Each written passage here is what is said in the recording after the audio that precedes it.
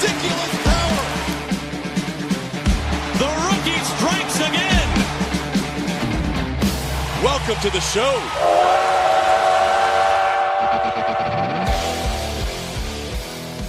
And welcome back to another episode of the AstrosFuture podcast here on the Believe Podcast Network. I'm your host, Jimmy Price, also known as AstrosFuture. You can find my work at AstrosFuture.com.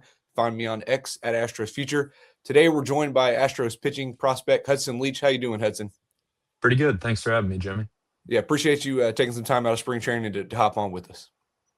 Of course. So I know we'll jump all the way back to college. I know you kind of had a couple years at Creighton, ended up going to Miami, Ohio. That's where your last year of college. Kind of just walk us through kind of the challenges you had in college and kind of your career at Creighton and what kind of led to that transfer. Yeah, absolutely. So going into college, I was catching, I was pitching, had some elbow surgeries, and it kind of caused me just to focus on pitching. I hadn't really hit much.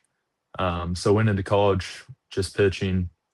Went to Creighton, had some command issues for first 2 years there. Still battled some injury stuff, some like nagging stuff from injuries. Ended up transferring to Miami, just looking for more opportunity to play, more opportunity to pitch more. And yeah, when I got there, I had a really good coach and Jeff Opalewski at Miami, and he helped me with a lot of stuff. I got healthy, and yeah, it was a good experience for me.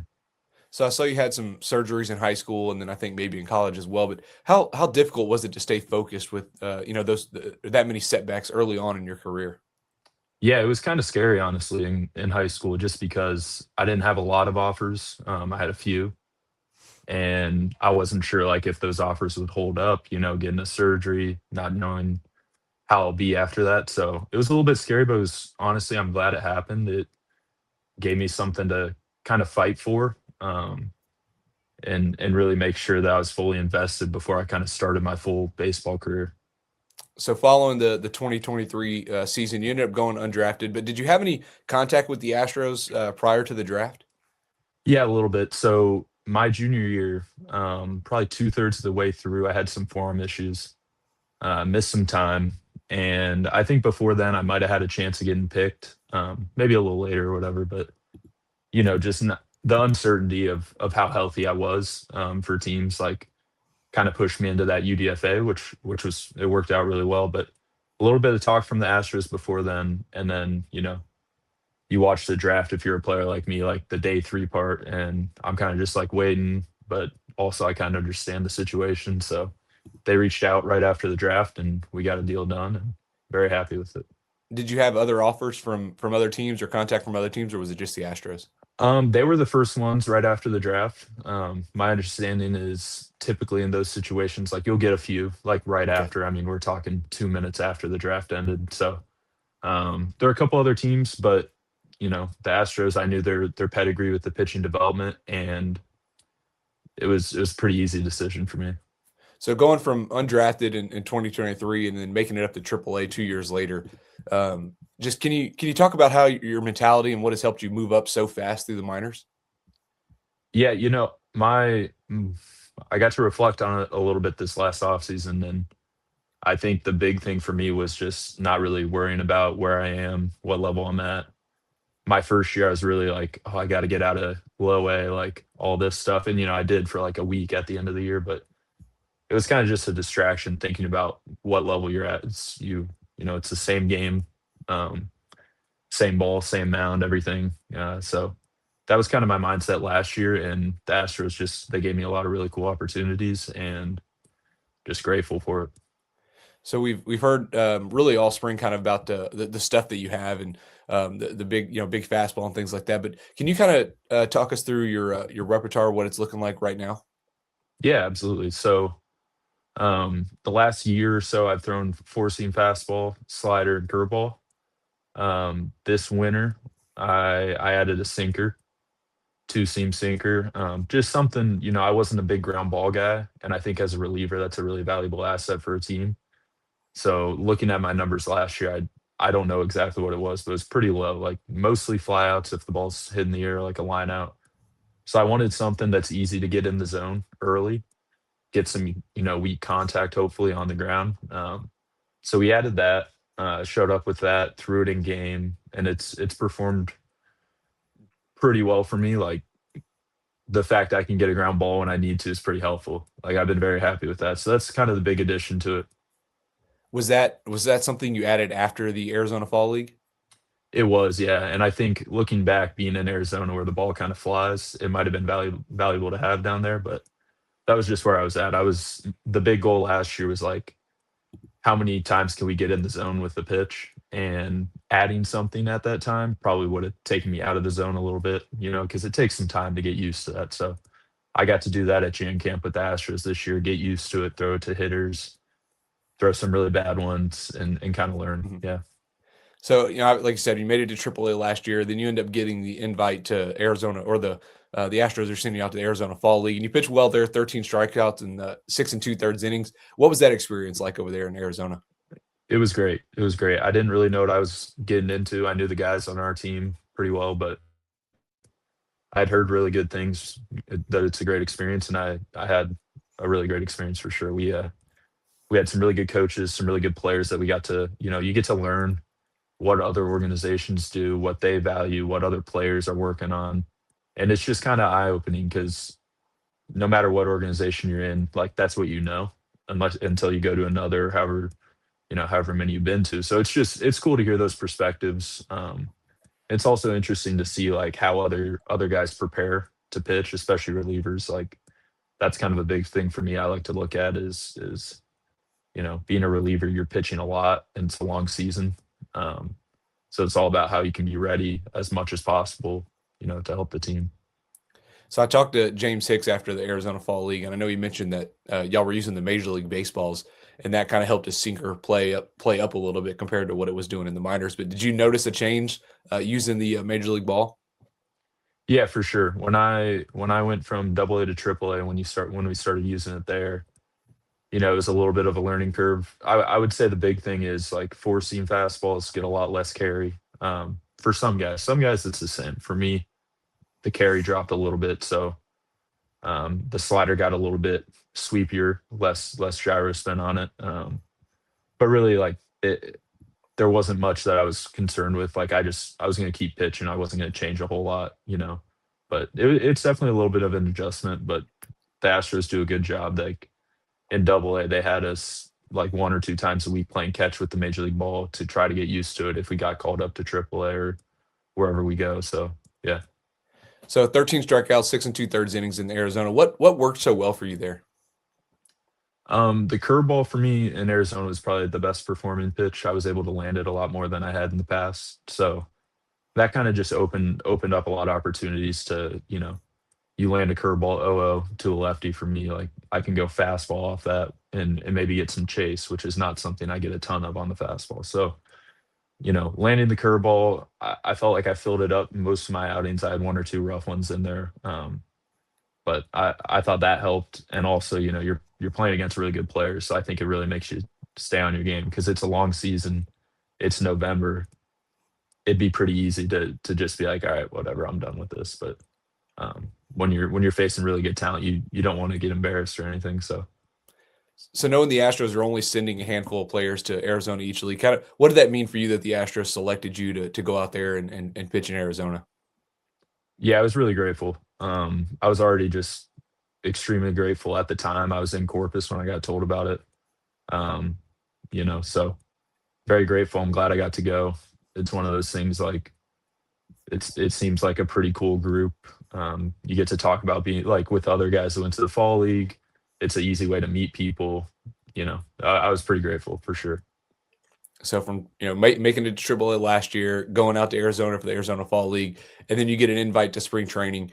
What did that non-roster invite mean to you this year? Yeah, I was really excited for it.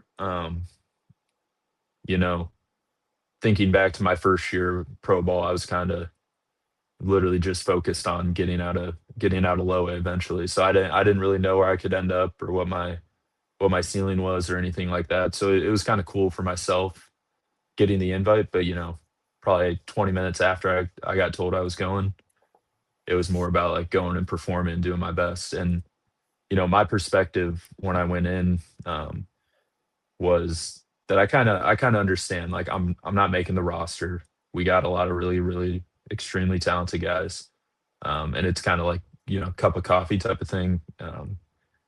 For me, if I kind of had that mentality going in, um, I don't think I would have performed very well. I feel like I need that adrenaline, that like purpose. So I just told myself every day, like, this could be your last day in camp. So make it a good one. So I think that helped me a lot. But it was a great experience. So the last time I looked, and I don't think it's changed, but I think you had 3 innings, 3 strikeouts in spring training. And can you just kind of talk us through your performance so far in spring with it? First time in spring training, pitching, facing major leaguers like that, and then having such a good performance.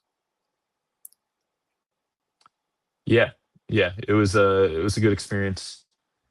Performance wise, I thought I got in the zone a lot, which is kind of the goal for this year. Is how often can I be in the zone, and that helped a lot. Um, I think the catchers did a great job calling pitches. I got to throw some of the guys that I've thrown to already, so they kind of knew my stuff. And I think the sinker helped a lot. It was the sinker's kind of a mentality thing of embracing contact, which is kind of one of the goals that we have for me this year is just trying to get guys to swing more. So yeah, I think being in the zone for me personally is like, if I'm doing that, I should be doing pretty well. So last thing on spring training, but spending time with the major leaguers and being with some of the major league relievers, were you able to take anything away or learn anything from those guys? Just maybe in the way they approach the game or anything. Yeah, absolutely. It was like I said about the fall league, kind of a similar deal where one of the big things I'm watching is how do guys prepare, and you know guys like Bennett Sousa and Hader and Abreu and all those guys that pitch a lot through a ton of innings. How do they? It's kind of crazy. Like, they're ready every single day for 7 months, 8 months of the year, and that's not an easy job. And that's what I want to do. So getting to just watch how they take care of themselves, like how they treat their bodies, how they prepare each day was really helpful. And then like having guys like Ryan Weiss in there, he was next to me in the locker room, kind of like those questions you get your first day of work or whatever, where you're kind of anxious about something. I'd ask him and he'd help me out. So there are a lot of really helpful people in there, and it was a great experience. And just some of the conversations you get to listen in on and hear, it's pretty cool. So we'll transition to what we like to call kind of some fun questions here. But MLB Pipeline has you at the 60 grade fastball and a 65 grade curveball. But if you had to take one pitch from an Astros teammate to add to your group of pitches, which one would it be? There's a lot of good ones. For me, I can't throw a changeup to save my life, so I'll probably go with somebody's changeup. I would say Jackson Nezu, his splitter changeup, or Michael Noor. Noor's throwing the kick change. It's basically a knuckleball screwball thing. I don't know how he throws it, but I'd love to have that in my arsenal. Now, another one I got here. So you mentioned earlier that you were playing some catcher and some first base. I know you played some catcher first base in high school, but when was the last time you had the chance to swing a bat? Maybe in BP or anything like that. Yeah, my junior year of college, I stayed at Miami, Ohio. We had a nice facility that winter. So that winter I stayed, and we had a couple of pitchers that we'd play catch and lift. We also had a hit tracks that we kind of sneak into and go hit. So we took hacks every day for about 2 months that off season. So that was a lot of fun. Do you get to take any swings now in the Astro system? No, no. And for the record, if you put me against an 85-mile-an-hour fastball, I'm probably not hitting it. But So I think it was a few years ago. I think it was Sugarland.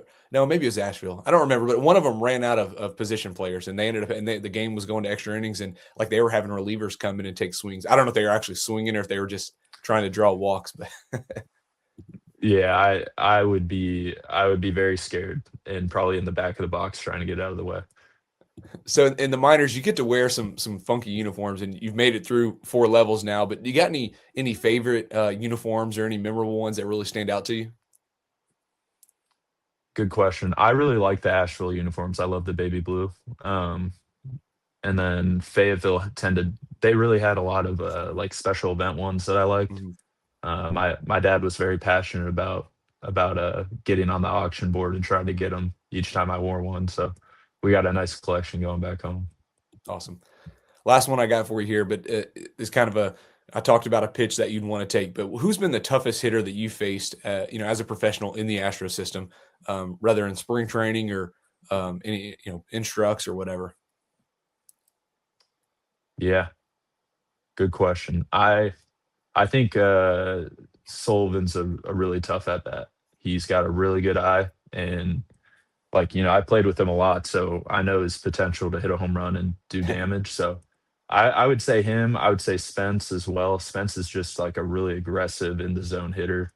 And he's got a really quick trigger. So I'd say those two guys are kind of my guys I don't love to face. All right, Hudson. Well, that's all I got. I appreciate you joining us today to take a little bit of time out of spring training and chat with us. Yeah, absolutely. Thanks for having me. All right, that's going to do it for today's episodes. If you haven't already done so, please be sure to subscribe to the podcast on iTunes, Spotify, wherever you listen to your podcast. As always, thank you so much for listening. We look forward to having you back for our next episode of the AstrosFuture podcast covering your Astros in the minor league system.